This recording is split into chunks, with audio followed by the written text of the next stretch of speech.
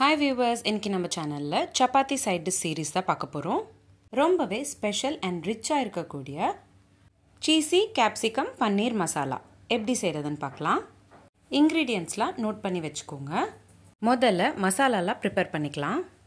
1/2 spoon garam masala, 1/4 spoon மஞ்சள்தூள், 1/2 spoon உப்பு, 1/2 spoon காரத்தூள், 1/2 spoon மிளகுத்தூள், 1/2 ஸ்பூன் மல்லித்தூள் இது எல்லாத்தையும் சேர்த்து கலந்து வெச்சுக்கோங்க. அடுத்ததா ஒரு கடாயில் 30 ml போல் எண்ணெய் சேர்த்துக்கிட்டு கூடவே 200 கிராம் அளவுக்கு பன்னீர் சேர்த்துக்கிட்டு நம்ம கலந்து வச்சிருக்கிற மசாலா பாதி சேர்த்துக்கோங்க. பாதி அப்புறமா சேர்த்துப்போம். பன்னீர்லாம் நல்ல பொன்னிறமாக வறுத்து எடுத்துக்கணும். நல்ல கோல்டன் ப்ரௌன் கலர் மாறுற வரைக்கும் சாட் பண்ணிக்கோங்க. சாட் பண்ணது ஒரு பிளேட்டில் மாற்றிக்கிட்டு அதே கடாயில் 20 ml போல் எண்ணெய் சேர்த்துக்கோங்க. கூடவே பட்டை, கிராம்பு, ஏலக்காய், பிரிஞ்சி இலை, நட்சத்திர சோம்பு இது எல்லாத்தையும் சேர்த்துக்கிட்டு கூடவே 2 பெரிய சைஸ் வெங்காயம் நல்லா பொடிசாக கட் பண்ணிக்கிட்டு அதையும் சேர்த்துக்கிட்டு நல்லா வதக்கிக்கோங்க.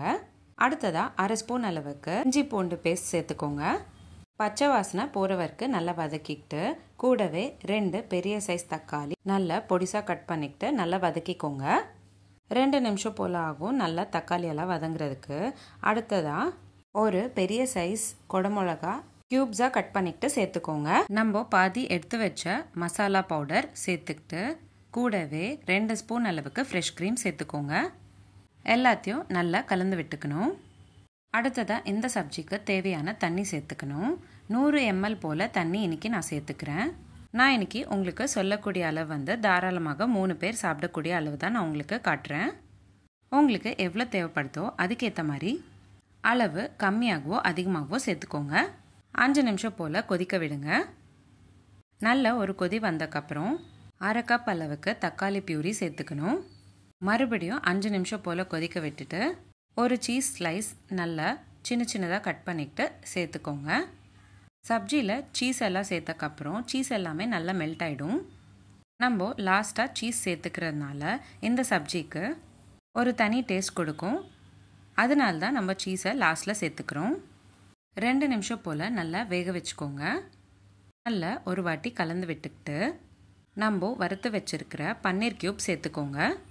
பன்னீர் க்யூப்ஸ் எல்லாம் சேர்த்துக்கிட்டக்கப்புறம் 2 நிமிஷம் போல் வேக வச்சுக்கிட்டிங்கன்னா சீசி கேப்சிகம் பன்னீர் மசாலா ரெடி ஆகிடும். சின்னவங்கலேருந்து பெரியவங்க வரைக்கும் விரும்பி சாப்பிட்ற இந்த ரெசிபி நீங்களும் உங்கள் வீட்டில் ஒரு வாட்டி ட்ரை பண்ணி பாருங்கள். உங்களுக்கு இந்த வீடியோ பிடிச்சிருந்தா லைக் பண்ணுங்கள், ஷேர் பண்ணுங்கள். இதே மாதிரி டெய்லி ஒரு ரெசிபி பார்க்குறதுக்கு என்னோட சேனல் சப்ஸ்கிரைப் பண்ணிக்கோங்க. இந்த மாதிரி நிறைய சீரீஸ் நம்மளோட சேனலில் போஸ்ட் பண்ணியிருக்கோம். Healthy pasta series, healthy breakfast series, கூட்டு சீரீஸ், குழம்பு series, rasam series, chutney series, healthy lunch box ideas, kids lunch box ideas, healthy ice cream series, healthy milk shake series, healthy laddu series, gluten free recipes, healthy starter series, no oil no boil recipes, சாதம் series, இந்த மாதிரி நிறைய series நம்மளோட சேனலில் post பண்ணியிருக்கோம். Links எல்லாமே நான் description பாக்ஸில் உங்களுக்கு ஷேர் பண்ணுறேன். கண்டிப்பாக செக் பண்ணி பாருங்கள்.